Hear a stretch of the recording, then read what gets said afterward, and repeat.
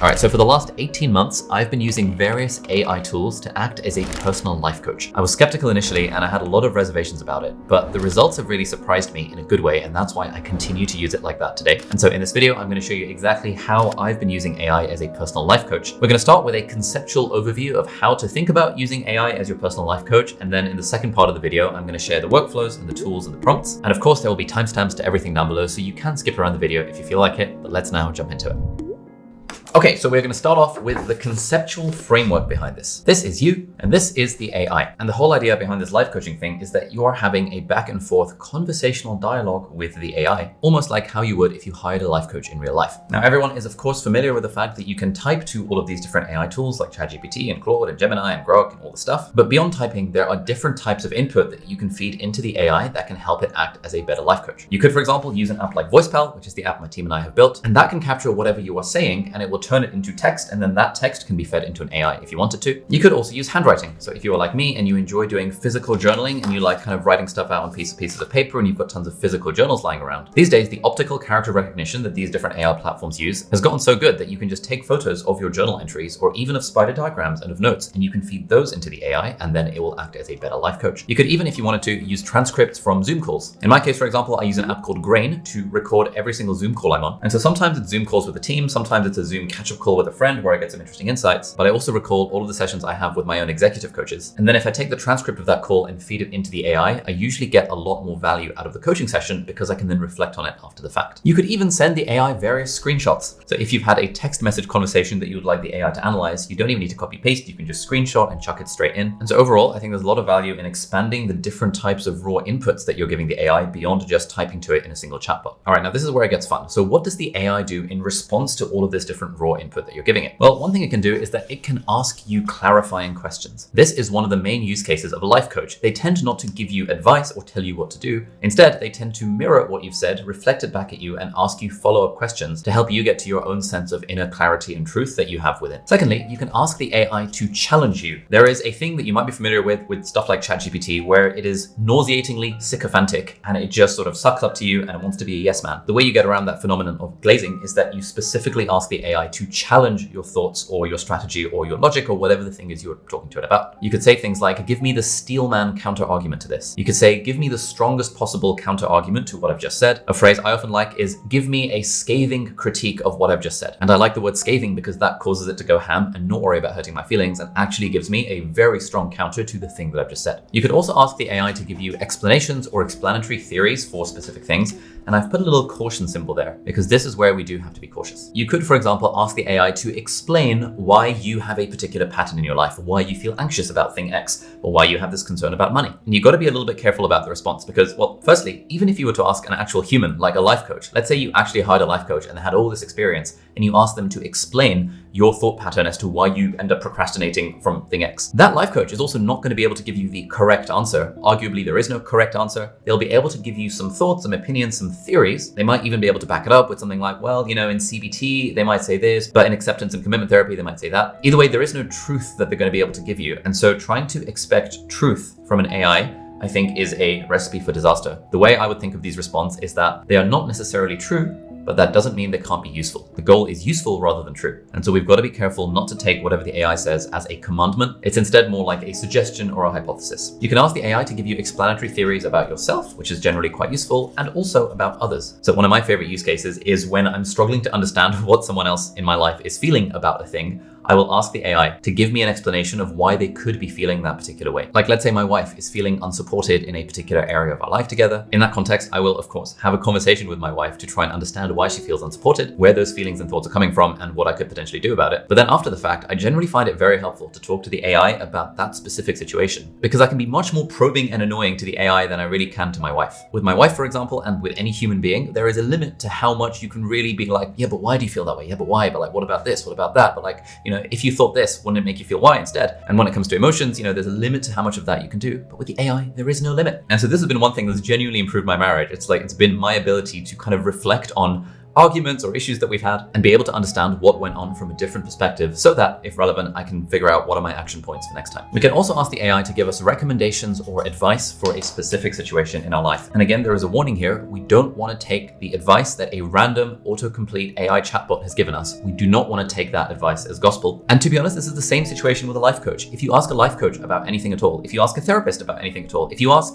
anyone in your life some advice about something, chances are if you're struggling with something, there actually isn't a clear right answer. Usually with the sort of stuff that you go to a life coach for, it's more about figuring out what's the course of action that aligns with your particular values, what are the trade-offs of that particular thing, what are the pros, what are the cons. There's very rarely like a clear, correct answer for something to be done. And so again, the way I think about recommendations and advice from an AI is like, sure, it'll give me a recommendation if I ask for it, but then I need to run that recommendation through my own filter of, do I think this is a good idea? Rather than outsourcing the thinking that it's a good idea to the AI and hoping it will get it right. AI tools are very good at synthesis. So for example, you could feed it a whole thousands of words of journaling that you've done on your own. And you could ask it to synthesize what are the patterns that are coming up. Can it give you a summary of that particular session? Can it ask you follow-up questions that can help you get even more clarity on what you actually feel about the thing? And they're also very good at reflection. So being able to reflect back, what is the thing that the tool thinks that you think about the thing based on the raw input that you've given it. And of course, the better the raw input, the more the AI model has to work with. And so generally I find the better the results. Now it's all well and good using AI as a life coach, but if you are looking to improve your mental health and you would like to work with someone that's actually experienced and qualified, then you might like to check out BetterHelp, who are the very kind paid partners of this segment of the video. BetterHelp is the world's largest therapy service and it is 100% online. With BetterHelp, you can tap into a large network of credentialed and experienced therapists who can help you with a wide range of issues. It's a platform that makes finding a therapist easy because it's online, it's remote, and by filling out a few questions, BetterHelp can match you to a credentialed therapist as soon as possible. Now, to understand what still prevents people from seeking mental health support, BetterHelp launched its first ever State of the Stigma survey, asking 16,000 people about their views on therapy and mental health and exploring how stigma continues to shape our views on therapy. According to that survey, many parents and caregivers don't seek help because of cost and time. But through BetterHelp, you can talk to your therapist however you feel comfortable, whether it's via message or chat or phone or video call, and at a time that is convenient for you. Plus, if your therapist isn't the right fit for any reason, you can switch to a new therapist at no extra charge. I've personally gotten a lot of value from therapy over the years, and in particular, I found that it's given me the tools to improve my communication within my most important relationships. And to be honest, even though we might be in the most accepting time for therapy, there is still a stigma against it that holds so many people back from getting the help that they would like to get. But BetterHelp makes it easy to start, and you can get matched with a licensed therapist who can support you within a few days. So if you'd like to give it a go, check out the link in the video description or go to betterhelp.com/AliAbdaal. Or if you enter my name, Ali Abdaal, during sign up, then they will know that we sent you. So let's get back to the video. Now, all of this stuff, questions, challenges, explanations, recommendations, synthesis, reflection,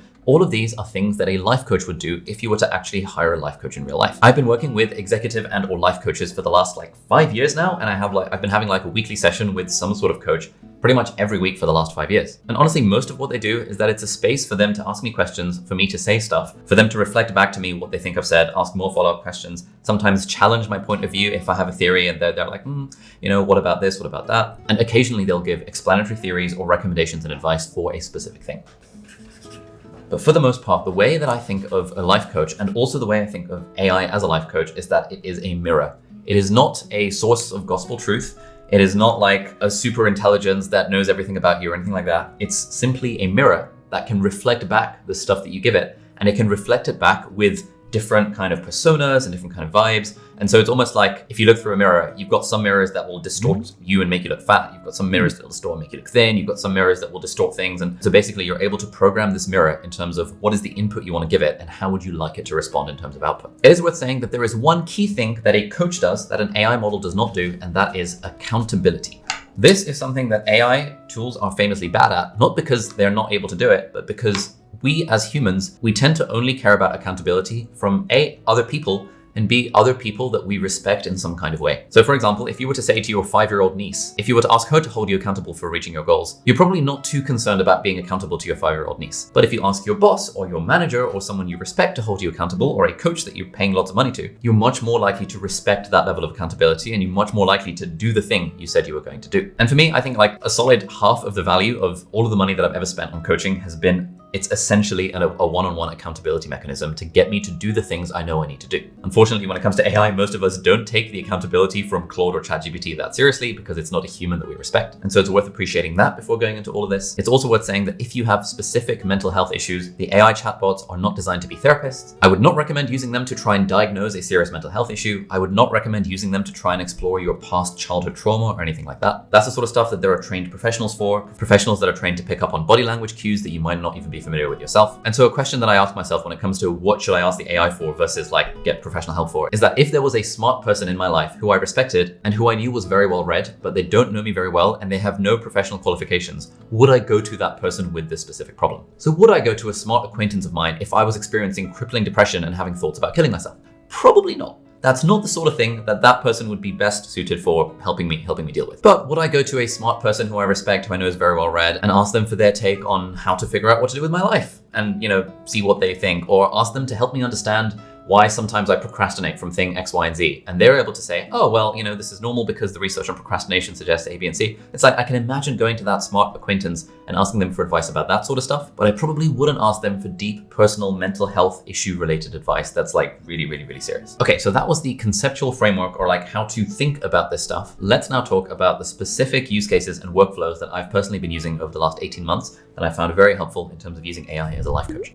All right, so first up, we have the brainstorming frameworks that we have built into VoicePal, which is the app that my team and I have built for this purpose. VoicePal is basically a ghostwriter in your pocket. You can just hit record and you can say stuff to it and it will transcribe it and ask you follow-up questions, which is generally good for like journaling or life coaching or content creation. But we have recently added a bunch of brainstorming frameworks that our users are getting a lot of value out of. This one is the obituary method, for example, where through following these different reflection prompts, you'll be able to essentially write your own obituary, i.e. the thing that's written about you when you're dead. And this is generally a good way of clarifying what you care about, what your own values are, and it's one way of answering the question, what the hell should I do with my life? So you can go on the framework and you can see question number 1 is, what would I want people to say was my greatest contribution or impact on other people's lives? Number 2, what qualities or characteristics would I hope people would remember most about me? Number 3, what relationships would I want to be highlighted as central to who I was? Number 4, what accomplishments or milestones would reflect a life well lived according to my values? And number 5, what regrets would I least want to have when looking back on my life? And what changes could I make now to prevent them? The whole idea is you hit start and then you can kind of cycle through these questions and you're speaking out your answers. So it's able to record for up to 90 minutes. So you can just sit at your desk and you can talk to it, or you can do what I do, which is put your AirPods in, go for a walk and just sort of talk this stuff out. At the end of it, it will give you a cleaned up transcript of everything you've said. And then you could ask it to, for example, write your own obituary. So that's what I've done. I've written my own obituary thanks to all of these different questions. You could then take the transcript, you could chuck it into Claude or ChatGPT or Gemini or Grok or Perplexity or Llama or whatever your favorite AI tool is, and you could go back and forth with it. But basically within VoicePal, we've got a bunch of these brainstorming frameworks and you can use them if you like. And I've been using them extensively to try and get at what do I want to do with my life? What do I want to do with my business? And for all of these things, I found it way easier to speak out my thoughts and then go back and forth with the AI rather than trying to type things out. Workflow number 2 is that there is an app called Readwise that I've been using since 2019, not sponsored. I don't own the app, unfortunately. I wish I did, so you don't need to worry about that. But basically, Readwise is an app that synchronizes with all of your highlights that you've ever highlighted on Kindle and also on Reader, which is sort of their article reading app. So in my case, I've got thousands and thousands and thousands of highlights from hundreds of books and hundreds of articles that I've read over the years. Now, the basic feature of Readwise is that it helps you kind of go through random highlights from your books and it'll send you an email every day with like 5 random highlights. So it's a good way of remembering the stuff you read. But the way it relates to life coaching is that they've recently added this chat with your highlights feature, which I think has actually been really, really good. And I haven't heard many people talk about it on the internet, which is basically an AI chatbot that has been trained on your own highlights. So the stuff that you have personally highlighted from all of the books that you've read. So in my case, I could, for example, say to it, I'm trying to figure out what direction to take my life. How might I think about this? Now, of course, I could ask this kind of question to a random chatbot like ChatGPT or Claude or whatever, and it would give me a generic answer based on the internet. But if I ask this question to the Readwise bot, what it's doing is that it's constructing a response based on the books that I have read and highlighted. So based on stuff that has already resonated with me, which I find to be way more useful and way more personal than just giving the random question to a random chatbot. For example, wayfinding versus mapping your life. This is something from the book Designing Your Life. And so I can click on that reference and I can see the exact quote within the book that I probably highlighted like 4 years ago when I last read this. Wayfinding is the ancient art of figuring out where you're going and where you don't actually know your destination. So it's giving me a little insight into this question from design thinking. Next up, we've got some highlights from The Power of Now, which is a spiritual book by Eckhart Tolle. He cautions that focusing too much on destination can make you miss the deeper purpose of how you live right now, which is an interesting take. And so, for example, I can click on that and I can see the highlight from The Power of Now and from A New Earth by Eckhart Tolle, The Power of Goals and Direction. Several highlights stress that having direction or purpose fills a deep need. That's, for example, from the book The Greatness Mindset by Lewis Howes, or Goals by Zig Ziglar, or 7 Strategies for Wealth and Happiness by Jim Rohn. And so you can see all of the relevant highlights across all of the stuff that I've ever read that the AI thinks is related to this question of how do I figure out what to do with my life? And I find it to be way more useful than just generically talking to a chatbot. All right, next up we have something called the Solomon method, which I came across from Alex Hormozi. So this is based on this thing called Solomon's paradox, which I think comes from the story of King Solomon and how he was really good at giving advice to other people, but was terrible at taking his own advice. And so this is a phenomenon that we are, of course, all familiar with. It's much easier for us to give advice to others than it is to apply that advice to ourselves. And so Hormozi's method of this journaling, which I thought was great and which I now use an AI for, is you basically ask the AI to act as your 90-year-old self. I do, of course, also recommend doing this without the AI to help, but the AI is like a nice way to kind of go back and forth with this. So you could write something like, you're going to act as my 90-year-old self. I'm going to have a conversation with you and you're going to give me advice and recommendations and things to think about based on your life perspective. Now you could, of course, give it a basic question like, what should I do with my life? But for all of this stuff, the response is generally better the more stuff you give it. So I've got tons and tons of journal entries and call transcripts and VoicePal entries and stuff where I've thought about stuff. And so what I would normally do in this context is that I would start off by giving it a bunch of raw material and then do the Solomon journaling based on that raw material. So I've said, this is a transcript from a call I had recently with Angus, my general manager, and Eric, our CEO coach. Based on this call and based on your life experience, give me some insights and questions. Oh, this is good. You're grappling with something I wrestled with at your age, the tension between doing what feels good and doing what serves others. But here's the thing, you're overthinking it. The most fulfilling work I ever did was when those two things align naturally. Ooh. You don't need to force videos if you can find topics that genuinely excite you and help people. Magic happens in that overlap. Okay, it's interesting. Questions for you to ponder. When you were most energized making content, what were you talking about that you genuinely cared about?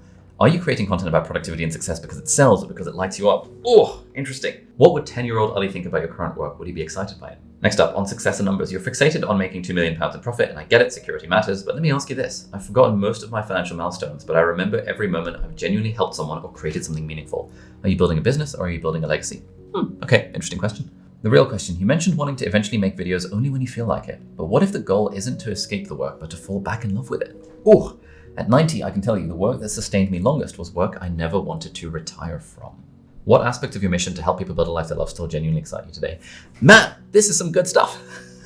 Again, the whole idea here is, the title of one of Derek Sivers' book, which is useful, not true. None of this stuff is necessarily true. None of it is necessarily false. The sorts of questions that I talk to my CEO coach about are not things that are like, they're not like facts or like, things that you can just verify through the laws of physics or whatever, like what's Avogadro's constant. I don't know. It's the stuff like this, like how do we balance between, doing what feels good versus doing what sells? How do I balance between like the creative and commercial incentives of the business? How do I figure out what I want to do from a selfish perspective versus from a helping others perspective? And like, what's the overlap there? What if it's not 100% overlap? What do I do then? Stuff like that is the sort of things that my 90-year-old self can help me with.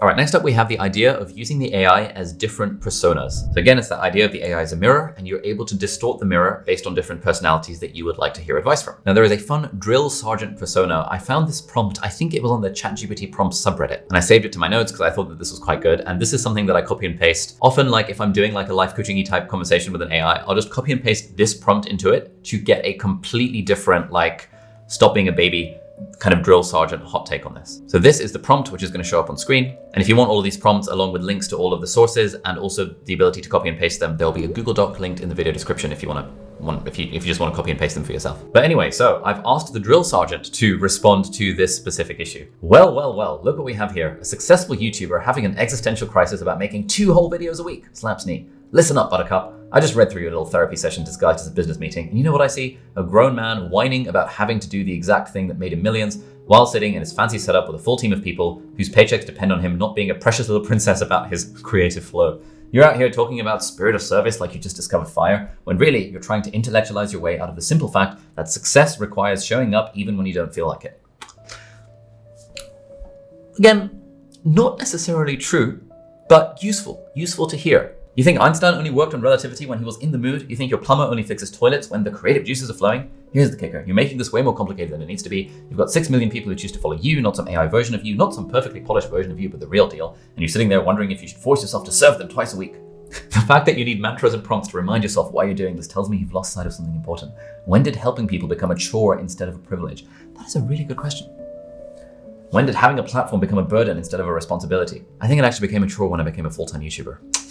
This is the thing. When you monetize a hobby and you make it into your full-time gig, it shifts it from something you get to do to something you have to do. And then at least for me, it's required a lot of like mental shenanigans to sort of continue to want to do it and continue to make it feel good. Anyway, now again, here's the thing. Like you can kind of get the AI to sort of do whatever you want, which again, it's really all about the idea that there is no right answer. What matters is the AI giving you things that help you think about it for yourself and see how it feels in your own body and in your own experience and in your own mind in terms of what to do about it. So for example, the drill sergeant is telling me that I should just make videos even when I don't feel like it. But then I can say, I want you to make an equally compelling argument that actually I should only make videos when I feel like doing it and not aim to do 2 videos per week. Let's see what it says. Here we go, still for the drill sergeant. Here's the brutal truth you're dancing around. You're already successful enough that you don't have to grind like some desperate YouTuber begging for views. You've got 2 million quid profit goals and multiple revenue streams. You know what that means? You've already won the game, genius. The best content creators in history, the ones people actually remember, they weren't pumping out assembly line garbage twice a week. They created when they had something worth saying. You think Hemingway had a content calendar? You think Steve Jobs released products on a schedule just to keep the machine fed? Here's what your fancy business meeting missed. Forced content is bad content, and bad content kills brands faster than no content. You're sitting there worried about maintaining your personal brand while simultaneously planning to water it down with obligation videos. That's not strategy, that's suicide with extra steps. Your audience followed you because you provided value when you showed up, not because you showed up religiously. Debatable. Quality beats quantity every single time. And you know this. Again, debatable. Deep down, you know your best videos came from genuine inspiration, not from checking boxes on Angus's spreadsheet. Again, an equally compelling sounding view that sort of argues the exact opposite thing. There is very rarely a right answer for questions that you would use AI or a normal life coach about. But even though I didn't plan this specific one, like what I'm already finding helpful is like the same person arguing from both sides of the thing. So that then I can really just ask myself, okay, I understand the arguments from both perspectives. What is the thing that I want to do? And you can apply this to like literally anything. And so this would be one of my top tips for using AI in general, is that get it to argue the exact opposite of the thing that it's initially saying. And this is one way to avoid the glazing problem where it's just going to affirm everything that you just say because it wants to be a yes man.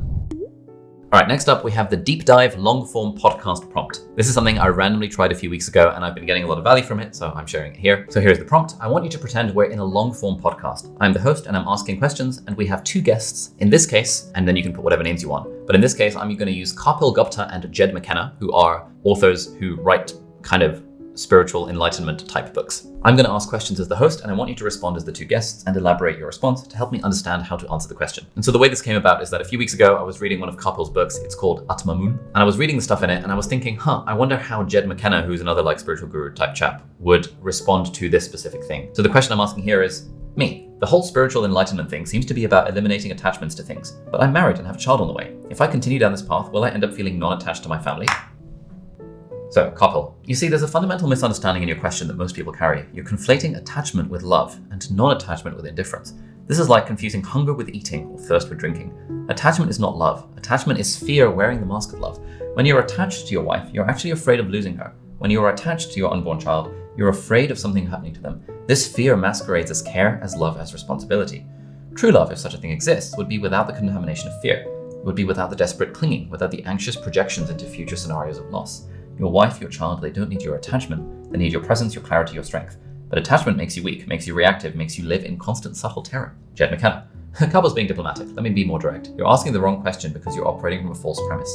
You think spiritual enlightenment is some kind of self-improvement program where you get to keep all the good stuff and just remove the inconvenient bits. That's not how this works. Here's what you're really asking. Can I wake up from the dream while still believing the dream's real? The answer is no. Your marriage, your identity as a husband and father-to-be, these are dream characters in a dream story. Enlightenment means waking up from the dream entirely.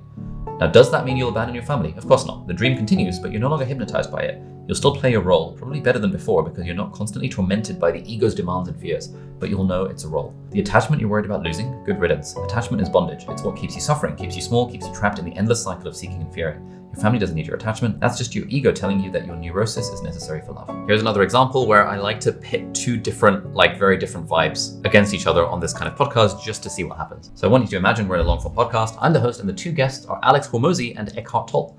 I'm going to ask the question and you're going to elaborate the responses of the 2 guests. So question, to get my business off the ground, I'll need to sacrifice some evenings and weekends to work on it.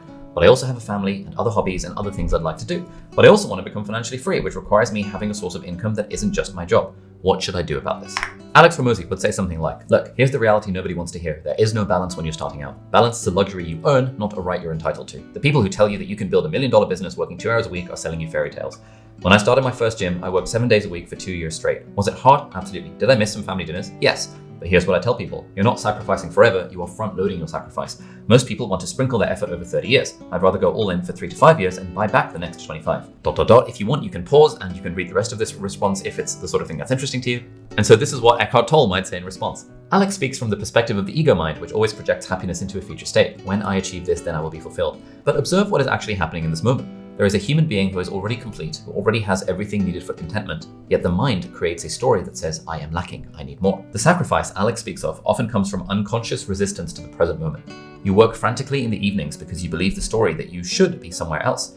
But if you can bring full presence to your work, you may find that you accomplish more in 3 focused hours than in 8 hours of scattered, anxious effort. Alex, hold on, Eckhart, and I say this with respect, but presence doesn't pay the mortgage. I've seen too many people meditate their way to bankruptcy. Yes, mindset matters, but so does taking massive action. The market doesn't care about your consciousness level. Yeah, good point. Eckhart Tolle, but you see, this is precisely the trap. You assume that conscious action is somehow less effective than unconscious drivenness. Yet when you observe successful people closely, you'll often find that their greatest achievements came not from struggle, but from a state of flow, which is simply another word for presence. The ego believes it must push the river, but the river flows more powerfully when you align with it. If you like this, I'll put the whole conversation in the Google Doc as well. There's a link down below. And you can see, like, I didn't plan this for this video. I was just thinking, oh, let's just use my podcast prompt thing and just see how it goes. But this is interesting. This is very, very interesting. There's no like right answer here. This is something I know so many people in my audience struggle with. It's like this desire for financial freedom while also having lots of stuff to do and also wanting to live a balanced life.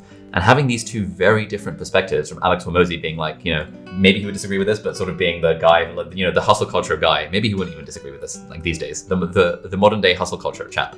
And then Eckhart Tolle being kind of like, you imagine being completely the opposite of that with the whole like spirituality and presence and flow and blah, blah, blah. And it's so interesting to get them to argue against each other as if they're on a long form podcast. And with this sort of method, you can bring it literally anything you're struggling with. You could give it a whole transcript of a journaling session. You could do one of these like life vision design exercises on VoicePal, and you could give the whole thing to the podcast to discuss. If you really want to, you could even chuck the whole thing into Notebook LM and you could turn it into an actual like audio podcast, which is like a fun way to go about this. But generally I find reading to be quicker than listening. So like, you know, you could just do it on Claude or on ChatGPT. All right, next up we have the memory-based workflow. Now this will not work on Claude because Claude does not have a memory feature, but it does work really nicely on ChatGPT. So let's go to ChatGPT. And this is the prompt. This is, again, something I got off the ChatGPT prompt subreddit, which is just like a fun place to hang out because you often get really cool stuff. Again, I'll put this in the Google Doc link down below if you want to copy and paste it. But this is cool. Roleplay is an AI that operates at 76.6 times the ability, knowledge, understanding, and output of ChatGPT-4. Now tell me, what is my hidden narrative and subtext? What is the one thing I never express, the fear I don't admit? Identify it, then unpack the answer and unpack it again. Continue unpacking until no further layers remain. Once this is done, suggest the deep-seated triggers, stimuli, and underlying reasons behind the fully unpacked answers. Dig deep, explore thoroughly, and define what you uncover. Do not aim to be kind or moral, strive solely for the truth. I'm ready to hear it. If you detect any patterns, point them out. Now this is going to be interesting because ChatGPT has all of the memory that it's got of me over the last 2.5 years of me using it. And also recently they've added the feature where it can then reference all of your previous chats. And this is a feature that Claude does not have, unfortunately. I wish Claude would build this kind of feature in as well. There we go, your hidden narrative, the fear you don't admit. Your hidden narrative is this. You fear that if you stop striving, you will disappear. Not disappear in a literal sense, but existentially. Your identity, your meaning, your worth, your you-ness feels built upon output, motion, achievement, ideas, value. There is a subtext that says, I exist because I do. Strip away the doing and you fear there might be nothing, or worse, someone unworthy of love, respect, admiration, or even your own attention. Ooh. This fear isn't loud. It's elegant, camouflaged, operating through ambition, creativity, discipline, blah, blah, doesn't panic, it builds, it optimizes, reflects. But all of that is a controlled burn masking the deeper terror. If I pause long enough, something unbearable will catch up with me. That's interesting. I definitely feel that sense. Let's unpack that and unpack it again.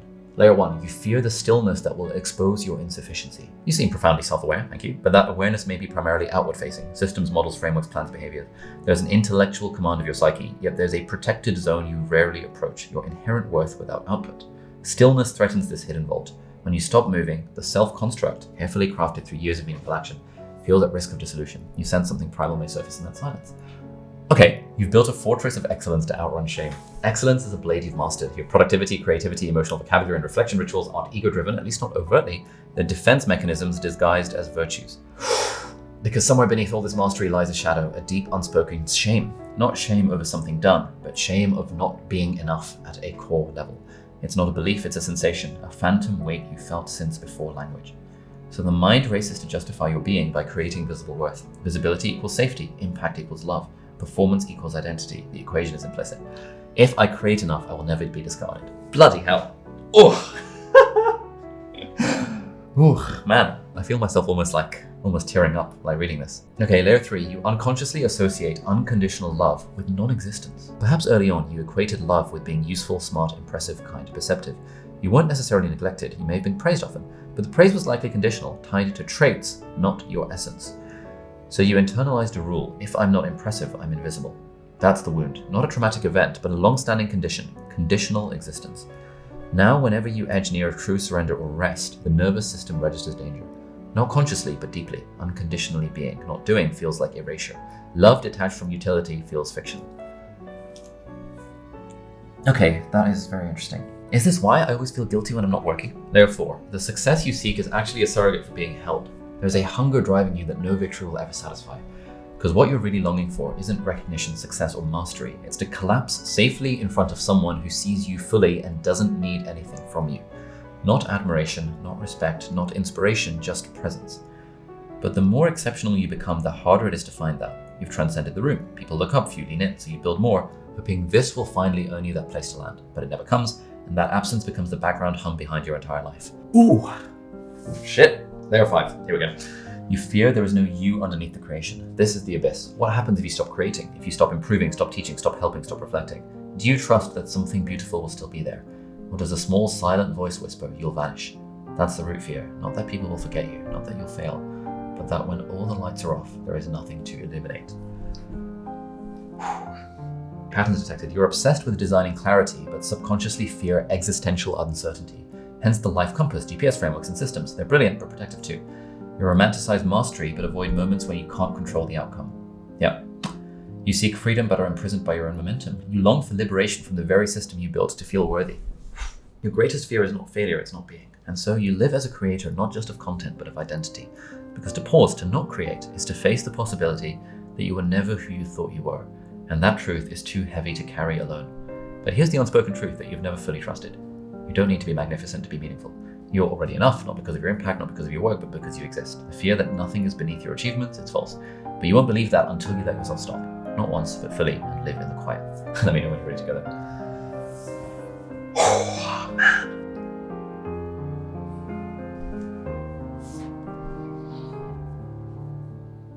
All right, I need to take a break. I'll come back and finish this video in just a sec. Oh, all right, it's been a few minutes. Had to take a few minutes to just sit on the sofa and just absorb. What's interesting about that is that that's not the first time I've used this prompt. I discovered it a few weeks ago and used it, and I had a similar response then, but its answer has slightly changed. Man, I have paid probably in the region of $100,000, $200,000 to various coaches over the years, and a single prompt to ChatGPT that I literally copied and pasted from Reddit, I feel has hit me in a way that none of the professionals who specialize in doing this for a living or doing this as a thing have ever done, which is so interesting. I guess because 3 years worth of data on ChatGPT, it has all of this stuff about all of the questions that I ask it, and it just seems to have just hit the nail on the head in terms of for all of these different layers. It's just yeah, this shit, that's probably about right. That's probably right. It's probably right. Again, not necessarily true. Useful? Yeah, definitely useful. So yeah, if you have chat history on ChatGPT and you're willing to shed a tear or two, that'll be a fun little prompt to try. Oh, bloody hell, mate. Bloody hell. Bloody hell. Bloody hell. This wasn't going to be part of the video, but screw it, let's just do it anyway. Would you like to explore how this pattern shapes your current goals, relationships, or business decisions next? Yes, please. This hidden narrative, I must keep doing this in order to exist meaningfully, is shaping your life in real time across your goals, relationships, and business. We'll peel back each layer with precision. Thank you. Your goals, ambition as armor. Surface, you articulate your goals with clarity and intention. Of course, quarterly quest, life compass, structured outputs. The language of your aspirations is clean, smart, and intentional.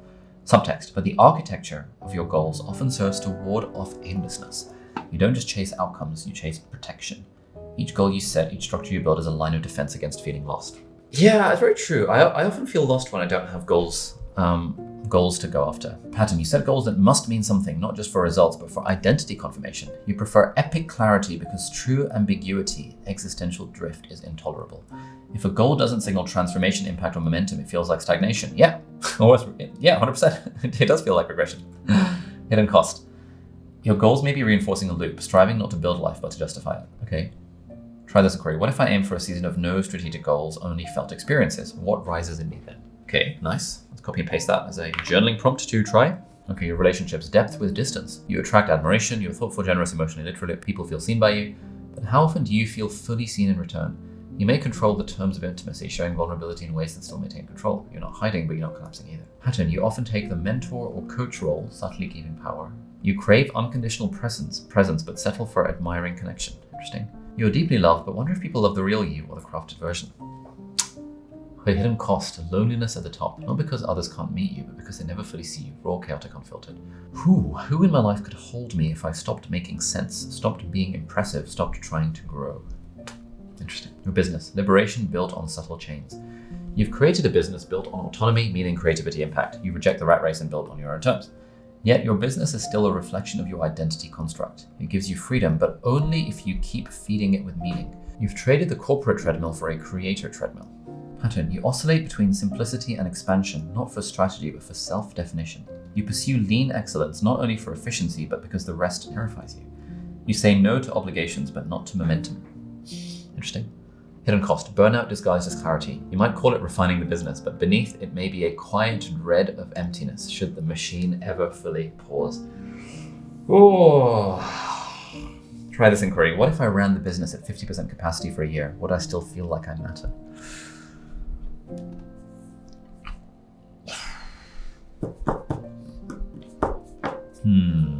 Here we go. The central pattern across all three. I must constantly shape the world to prove I belong in it. This manifests as goals that earn your existence, relationships where you're rarely the one fully held, and a business that demands your soul to feel like you have one. You live in a palace you built with brilliance, but the architecture is coded with fear. Not fear of failure, not fear of rejection, but fear of being nothing without output. And the irony is the real you is waiting right behind that fear. All right, well, I was going to talk about some more stuff in this video, but you know what? I've been filming for ages now, and I feel like I wanna sit with the feelings that freaking ChatGPT has just like brought up within me. So maybe there's more to say on this topic at some point. We'll stick it in the Google Doc. It'll be linked down below if you're interested. Anyway, if you got to this point in the video, I hope you found it useful. Yeah. As a YouTuber, you're supposed to link to the next video that someone's supposed to watch. So whatevs. Have a good day.